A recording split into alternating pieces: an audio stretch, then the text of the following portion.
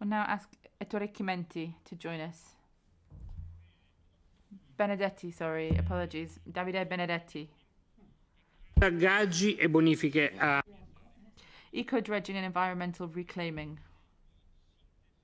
Please be as brief as you can because we really don't have much time.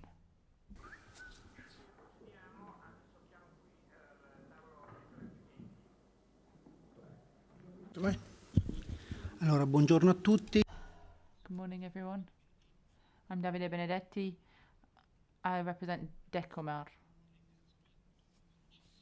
I'd like to very briefly thank Ecofuturo and Jacopo Fo for the also Fabio Roggiolani and Giuliana Gabbani for their excellent work, and they've made it possible to realize a dream, to look at a problem and tackle it in an Italian way.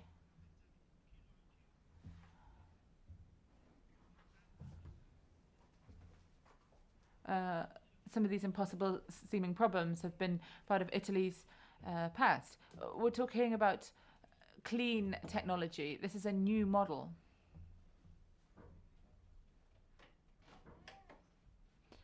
So you can see a ship here. It says that eco-dredging is possible. The eco-dredging era has arrived. So we've moved from a dream to reality. The dredging according to traditional systems is over. That was part of the linear economy, an economy with nothing to do with nature. In nature, all life cycles are circular, and so Limpida is based on this model. It starts from a new paradigm to recover resources. In the last 50 years, we've seen that there's been a 7-fold increase in the use of raw materials and energy. In some raw materials have seen its use increase by 25 times, and it's unsustainable. If you're producing a mobile phone or anything, your first goal should be to reuse resources. We have four main points. There are four main stages. Taking the resources, modeling them, consumption, and what happens after they've been used.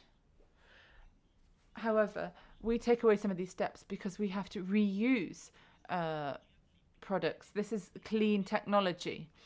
I'll explain very briefly how this works. I'll try to be as brief as I can.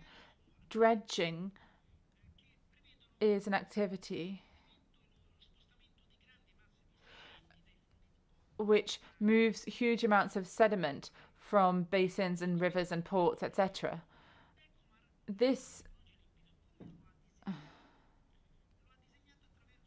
Well, we do this with clean technology, but what we do is through taking only a selection. We're selective.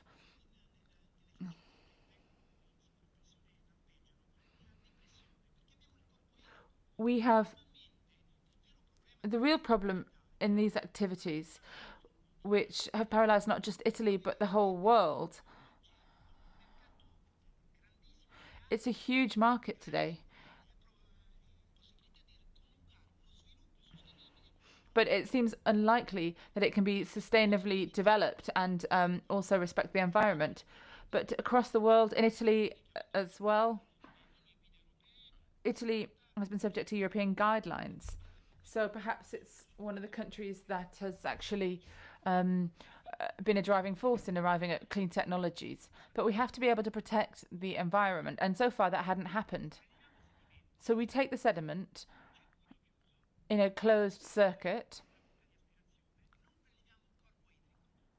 We don't pollute the water. We classify the samples and separate them according to their form and weight. We take away any outside elements, so we have homogeneity in our product, and we dehydrate any of the pollutants. And what happens is that we do all this within the water without taking any water. So the fish, anything else around it is not affected by this non-invasive work. They can live side by side with it. So far, dredging has been very invasive of the environment. And today's development model wasn't just unsustainable because of the environmental impact, but it was also unsustainable because it couldn't reconcile a fundamental principle, which is reusing resources. Dredging today is very invasive of the environment, but it also just moves the problem. It takes the sediment and just moves it somewhere else. And it just takes the problem elsewhere. That's absolutely unsustainable. This had blocked up all the ports and immobilized the Italian and European economy.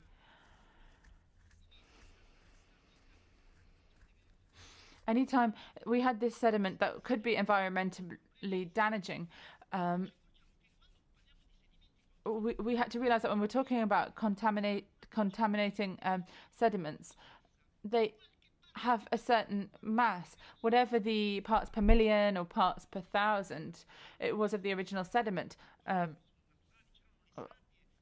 Sediment was, of course, natural, was sand. It was there before the ports. It was actually only the environmental activities that had that impact and had polluted the sands. So we started to look at this problem and say that if a pollutant is 1 part per million, if we can separate them, then we realize that the waste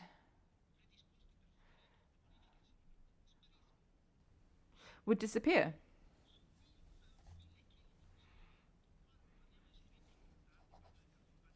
When we're talking about big areas, Palermo, La Spezia. Speaking time, please.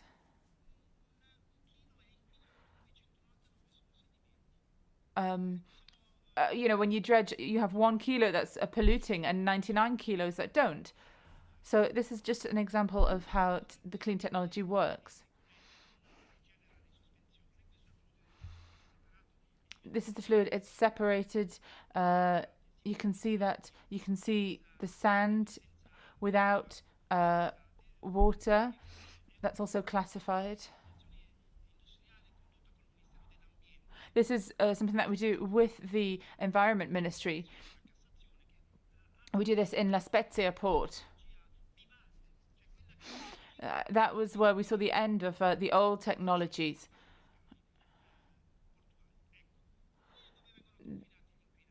This is where the pollutants go. So you can see they're reduced in volume and in weight. And a large part of the materials are recovered. Before, the sands just used to go to waste, whereas now they can be used. And that's really the goal of clean technology. Just to finish. Politics normally requires a joint effort to work on the future of our country, of European citizens. Politics should usually provide direction. But I think that today